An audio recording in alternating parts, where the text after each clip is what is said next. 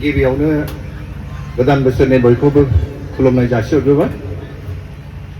दिनैनि मेलनि मानगोनां आफादगिरि लोगोसे सोनाब बंगनि दुलाराय बाथौ गौथुमनि मानगोनां आफादगिरि, सोनाब बंगनि दुलाराय बाथौ गौथुमनि गाहाय नेहाथारि आरो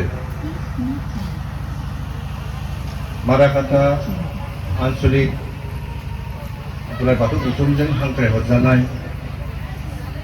माननि आलासि professor Kamal Kumar Brahma, Bineshwar Brahma, engineering college Kokrajhar, लोगोसे क'क्राझार जिल्ला दुलाराय बाथौ गौथुमनि गाहाय नेहाथारि अबिराम बसुमतारी आरो जोंजों फैफानो हानाय क'क्राझार जिल्लानि माइनाव हान्जा नोंथांमोन, आं बयखौबो गिबियावनो खुलुमग्रोनाय जाबाय।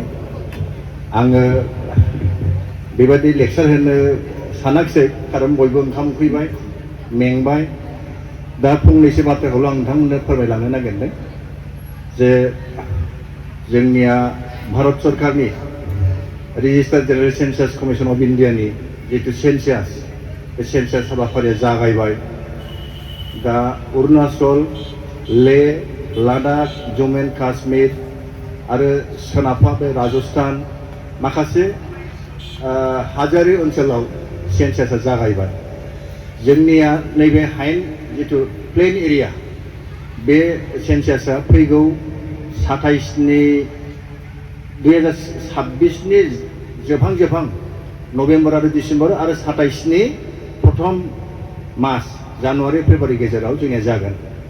अब्ला जों साफ्रोमबो बाथौ सिबियारिफ्रा जेलानाखि न'खर न'खर हाबनानै सेन्सासा फैयो, अब्ला जोङो बयबो गावनि रिलिजन धोरोमनि जितु कलमाव लिरनांगौ, बेखौ जाहाथे रावबो बावा, बेखौ बाथौ लिरजोबो। आरो मोनसे गुरै खावलायनाय सोनाब बंगनि मानगोनां आफादगिरि आरो नेहाथारिसिम मोनसे खावलायखानाय थाबावबाय। नोंथांमोनहा सोनाब बंगनि जेसेबां बाथौ सिबियारिफोर दं, बिथांमोननोबो मोनसे फोरमायहर, गावबुराफोरनोबो फोरमायहर, जों जेखि धोरोमखौ फुजिया मानो, जों जेखि बाथौखौ फुजिया मानो, किन्तु जोंनि सिनायथिखौ बाथौ हिसाबै सिनायनानै लानांगोन। आं बेखिनिखौ खावलायनानै थाबाय। आरो दहाय एसे सिगां मानगोनां आफादगिरि बुंनाय बादि नोंथांमोनाव सोनाब बंगआव दौरिनि आंखाल जानाय, दौसिनि आंखाल जानाय माखासे बाथ्राफोरखौ जोङो दुलाराय बाथौ गौथुमनि सेन्ट्रेल कमिटिजों सावरायगोन, फोरमायगोन आरो बेखौ जोङो नाजानांगोन।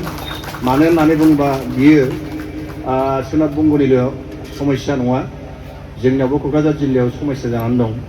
जोंनि मानसिफ्रा माने दौरि आरो बिदि हारसाफोरनि बायदि पुर'हित जानो गोसो गैया, खुब खम जोंनि मानसिफ्रा। नंखायनो जों बेखौ हारिखौ आरो जातिखौ होबथानो थाखाय जोङो दौरिखौबो जों खुब प्रयजन। मानो होननानै बुङोबा जों खुलुमगोन, सिबिगोनल', नाथाय दौरिफ्रासो इसोरनि खाथियाव थानानै बोर बिनानै होनो हायो। ओंखायनो दौरिखौ जों निस्सय बानायथारनांगोन, बे मोनसे जाहैबाय। आरो फैबाय थानाय समाव नैबे इलेक्सन जोबखाङोबा आं मोनसे गुरै खावलायनो दोनखाबावबाय, जाहाथे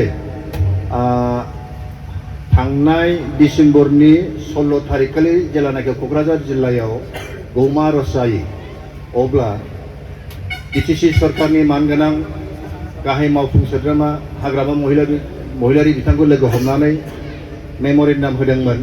बे मेम'रेन्डामखौ नोंथांमोना थांफिननानै गोसोखां हैफिननांगोन।